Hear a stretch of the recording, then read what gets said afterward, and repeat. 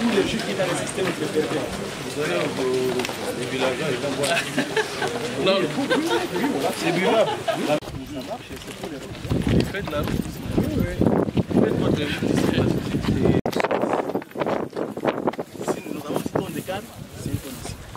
100 tonnes, c'est une tonne ici. C'est ça, juste. Maintenant, ici, quand nous recevons les cannes qui viennent dans les remorques, nous sommes obligés de payer chaque remorque. Donc, pour savoir, les champs nous avaient envoyé combien de tonnes de canne ici. Là, nous avons l'ordinateur qui enregistre les données et envoie directement au niveau des laboratoires. Pour que nous sachions comment l'opération. Pour aller faire les premiers, nous avons les bébés.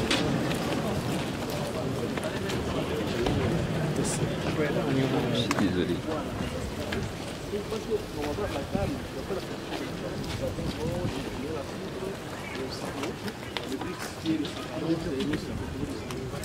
Maintenant, il fallait voir comment ouvrir les feuilles de la canne pour exposer comment maintenant améliorer la rentabilité. Maintenant, il fallait mettre les chemins là. Actuellement, nous travaillons avec la système qui a une coupe canne. Donc, le premier coupe canne qui est là, qui a à peu près 28 photos, le deuxième à 56 photos. Mais la réalité est qu'il fallait maintenant voilà. Donc la préparation de la canne. Maintenant, les projets qu'on avait fait, c'est qu'on met ici là pour déchiqueter la canne afin de préparer. Et voilà. Parce qu'ici, on appelle de la préparation. Bien, merci. Je voudrais d'abord commencer par rappeler que l'étape d'aujourd'hui fait partie de la grande mission qui a été diligentée ici à Uvira par son Excellence Monsieur le Président de la République, chef de l'État, Félix Antoine Tshisekedi Tshilombo. Et donc nous séjournons ici depuis le jeudi de la semaine passée. La mission était conduite par le vice-premier ministre, ministre de l'Intérieur, Sécurité, Décentralisation et Affaires coutumières, qui a dû regagner Kinshasa pour des raisons d'État. Et donc nous avons poursuivi le travail qui a été commencé, et ceci en 2 étapes. La première étape, c'était la suite des entretiens avec les différentes couches de la communauté ici et les forces vives. Donc nous avons fait cela pendant à peu près 2 jours. Et aujourd'hui, pour conclure la mission, puisque dans toutes les rencontres que nous avons eues avec les membres de la communauté ou des différentes communautés ici et des forces vives, la préoccupation majeure, l'une des préoccupations majeures qui a été exprimée est celle de l'emploi. L'emploi et l'activité économique. L'emploi des jeunes en particulier, puisque comme vous le savez, notre territoire d'Uvira connaît une situation particulière qui est liée à cette nouvelle guerre d'invasion par le Rwanda et leur supplétif du M23. Et donc depuis le mois de février, les villes de Goma et de Bukavu sont occupées et une grande partie de la population de ces 2 villes et des autres contrées telles que Minova se sont réfugiés ici. Donc il y a énormément de pression sur la ville d'Uvira et vous pouvez imaginer, et vous connaissez, vous vivez les difficultés sur le plan économique, social et sécuritaire.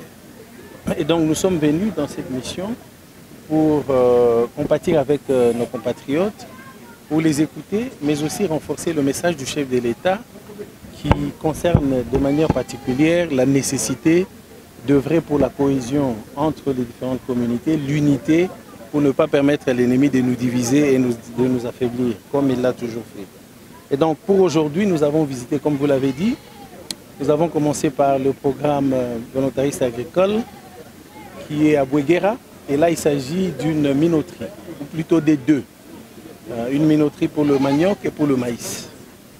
Et la minoterie pour le manioc est achevée à 95%, donc il faut un peu plus de moyens pour qu'elle puisse fonctionner à plein régime. Nous nous réjouissons du fait qu'à Bouéguera, où se situe le centre, la base de production du PVA, malgré les difficultés actuelles, malgré qu'ils sont proches de la ligne de front, ils n'ont pas baissé les bras, ils ont continué à produire le manioc et le maïs, bien que c'est un régime assez faible. Et donc il est question pour nous, au gouvernement central, d'allouer un peu plus de moyens pour permettre à ce que la production puisse s'améliorer. Et nous espérons qu'en perspective de la paix que nous voulons tous dans les mois à venir, cette unité de production qui est une pièce maîtresse dans cet espace qui est le vivier économique de la province du Sud Kivu, que la production va reprendre à plein régime et qui aura tous les effets induits, notamment la création des emplois pour nos populations et les autres impacts que cette industrie peut avoir sur l'économie locale.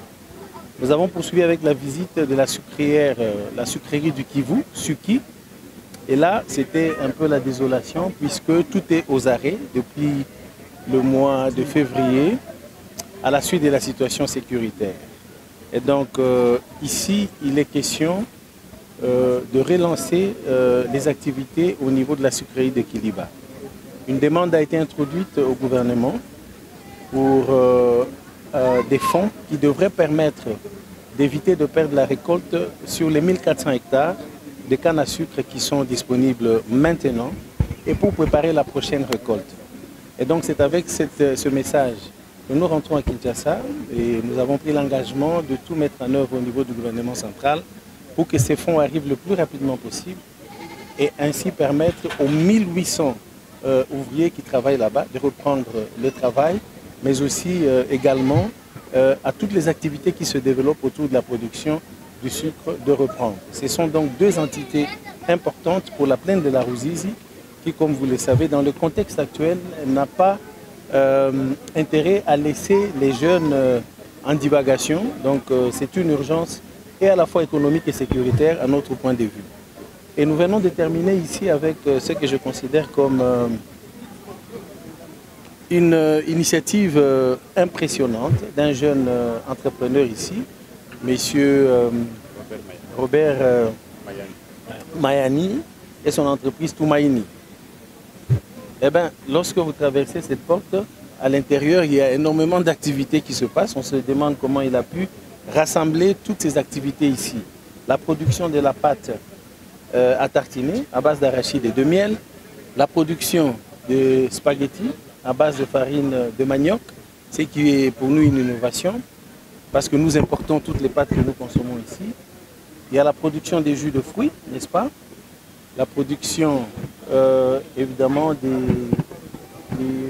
produits issus du recyclage des déchets plastiques. Vous avez vu les chaises sur lesquelles nous nous sommes assis. Vous avez vu le four solaire qui utilise les déchets du noix de palme, de la noix de palme pour produire les feux et ainsi épargner nos forêts et ce qui rentre dans le cadre de la protection de l'environnement. C'est donc une initiative, à notre humble avis, qui devrait obtenir tout l'appui nécessaire de la part du gouvernement. Sur fonds propres, il a réalisé ce qu'il a réalisé avec des moyens du bord. Mais il y a énormément de créativité et d'énergie que nous avons vécu ici dans les 5 minutes que nous venons de passer. Et donc c'est aussi encourageant pour nous de constater qu'ici à Uvira,